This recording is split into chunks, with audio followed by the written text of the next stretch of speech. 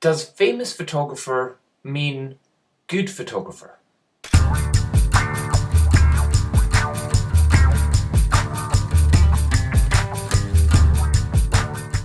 It's coming on the back of a comment I left on one of my videos where somebody was talking about the world famous female photographer Annie Leibovitz, and they said, oh, Annie with a point and shoot would be able to take better photos than someone. I'm like, yeah, okay, she probably could. Then I thought, actually, well, first of all, if you don't know who Annie Leibovitz is, you're obviously very new to photography. Go search her, research her, look at all her stuff. She's taken some of the most famous photos that you've ever seen. In fact, you will have seen them because they're so famous. She shoots for Vanity Fair, or she used to. I don't know if she still does. Don't know what her current business things are, but she was at one point getting paid $1 million a month to shoot for the front covers of Vanity Fair. And hold on. And so she did the photo of Tiger Woods on Vanity Fair whenever it came out that he did all his kind of naughtiness. And that one, I kind of slated that one because it's completely out of focus. It's not focused on his face or anything.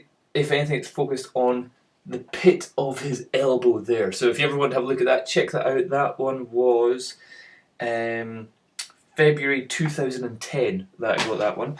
And have a look, see where else I can actually see her references. Looking at the Genius of Photography book, another good one to have a look at.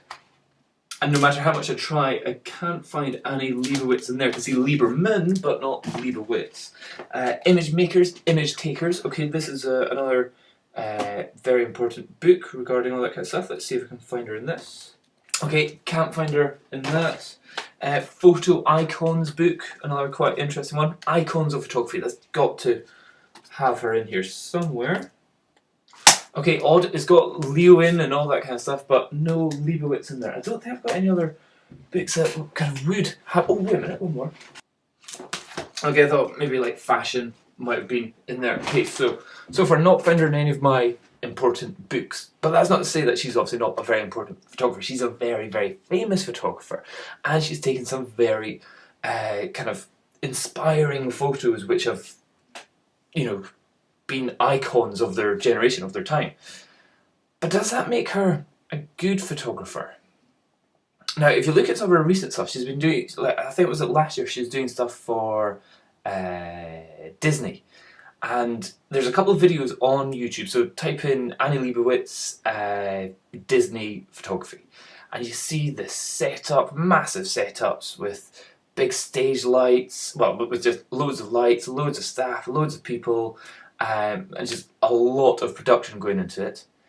And then you look at how all that is set up, and then you look at the actual final images and you go, there's nothing in that image which I can see relates to that photo that was taken. The lighting, the composition and all that kind of stuff, that you kind of think, oh, so much of it in our more recent stuff is Photoshop, or it's just post-production and other people editing.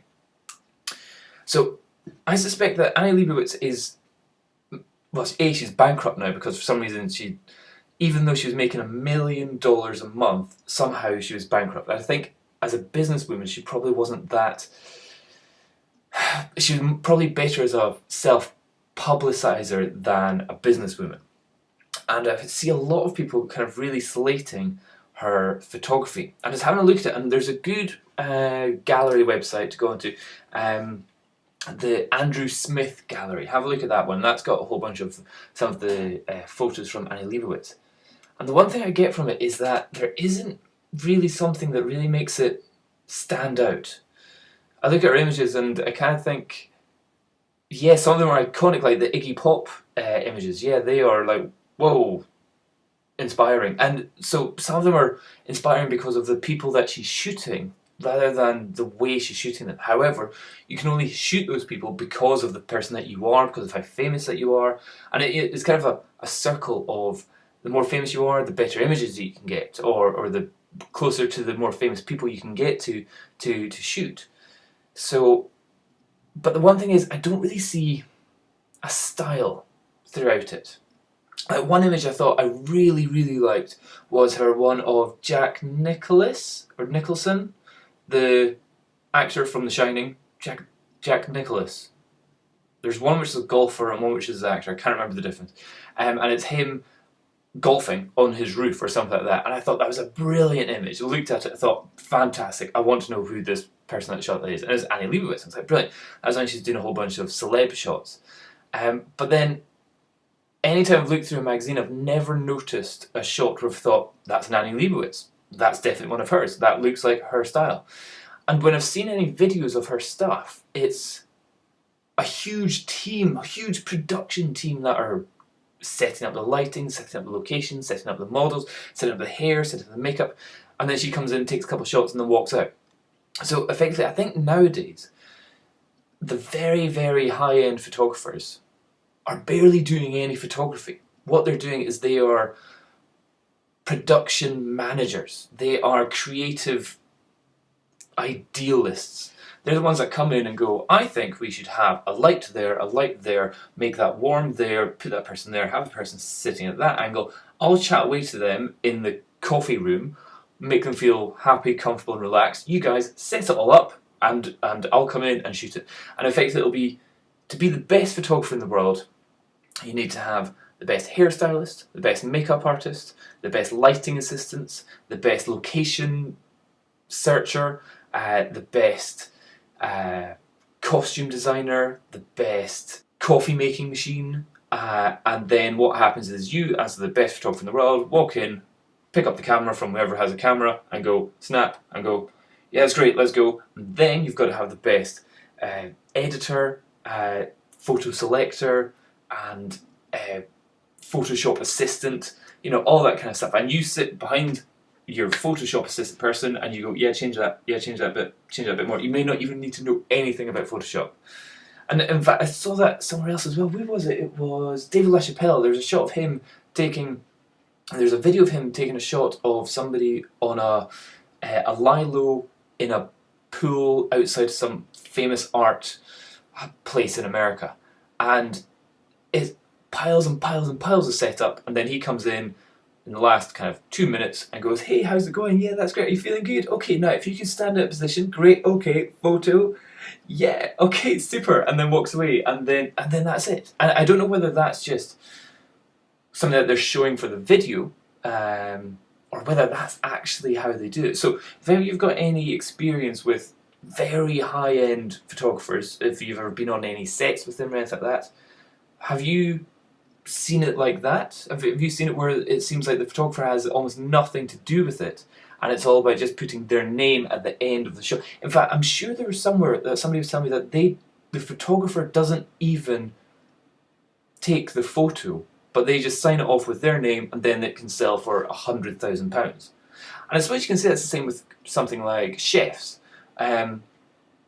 Jamie Oliver, a famous chef in the UK, he makes a lovely meal, then he makes a restaurant with a whole bunch of other chefs, and he calls it Jamie Oliver's Italian or something like that. And then you think, oh brilliant, I'm getting Jamie Oliver's food. He's not actually cooking any of it, but he's put his name to it.